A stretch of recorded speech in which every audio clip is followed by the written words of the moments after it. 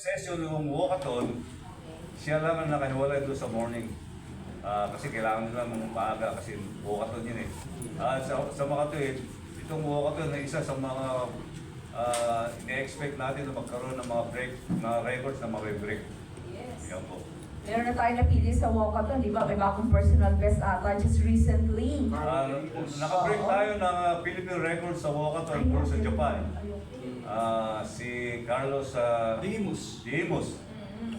He's from FEU and Army. Yan. Yes. Under Coach Saturnino Salazar, ang datihan nating walkathon champion. Opo. Isa na lang, Coach Jeffrey naman, ano yung mga events na kailangan natin tutukan dahil either may bago tayong atleta o may husay talaga tayong atleta na pwede makura ng record?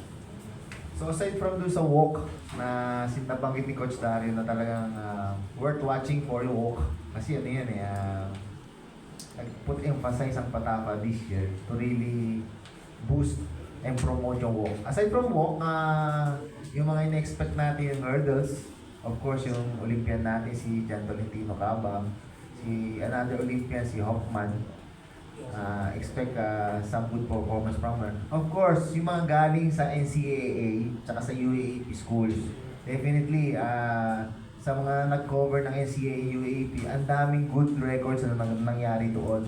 And then of course, this is a much higher level of competition. We expect better performances, especially sa mga sprinters kasi napaka ganda ng track oval para makakuha ng good records. So expect from sprints, from hurdles, and of course relays. So madaming sasali sa relays kasi ano siya, very friendly siya eh. Yes. Kasi because meron tayong warm-up area bago sila pumasok sa main stadium. Ang usual problem kasi ng mga relay teams, they cannot really practice more, warm up more because wala talagang venue. Nakita niyo naman sa ultra, doon sa driveway, sa swimming pool side sila medyo dangerous. Unlike ngayon, they can have a good time in practicing the relay going to the main stadium. So expect from sprint side, marami-rami tayong makukuha good performances. If not records, of course. Gusto natin ng records. Okay. Isa na lang, nandito ang training camp ni EJ Ubiena sa Pilipinas. Sasali ba si EJ or just make an appearance? Kasi good come on din yun para sa games. I think there's a conflict with his schedule. He has a prior commitment to other countries before we schedule this event. But I'm sure he might join us through Zoom to support this event. No? EJ is actually very supportive to all Patapa events. So I'm sure he might have some video to give support to this event.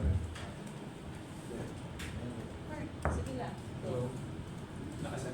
Okay, sige. No problem. Yeah, Walter Galvez sa Palaya. Anyway, so we expect records sa Tambo, pero how many so far ang entries natin sa rally? Right now, we expect more than 800 athletes and 6 countries that will participate. More than 60 foreign athletes also will join. So this is going. Yes. This will really be a big event for Patapa. So more than 800 athletes so far. Okay, so ito alam to ni Sir Jeffrey. Because it is a World Athletics qualification competition, how important should our national athletes, saka ilang rank, how many ranking points? Kasi qualification ito for the World Athletic Championships in September 21, if I'm not mistaken, 21 to 30 in Tokyo, Japan. So, gaano ka-importante ito for our national athletes or seeking qualification for that event? Yeah, this is very important for those who are eyeing for the World Athletics Championship kasi ano nga to, recognized as a points, possible points maker to eh. So, if they can win and get some good performance, actually, manalo lang sila.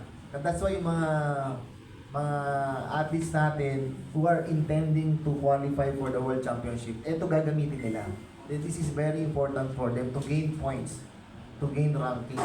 Eh since kung ganyan, actually marami rin kalaban sila, mga kalaban sila. That's why, aside from very highly competitive yung magiging nature ng competition, nakakakuha sila ng mga points. Yung mga foreign athletes din na coming in from other countries, they will also use this competition as their gain, as their springboard para makakuha sila ng points to qualify for themselves to the World Championship. So hindi lang tayo. So this is a good venue for some other countries as well.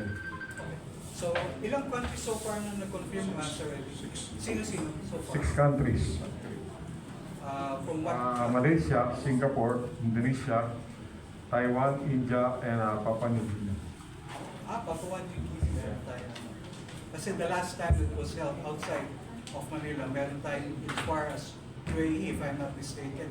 I recall that very well na nandun tayo sa ilalim ni Saketa. Coach, yeah. Coach Dari, Yes, sir. so, amo,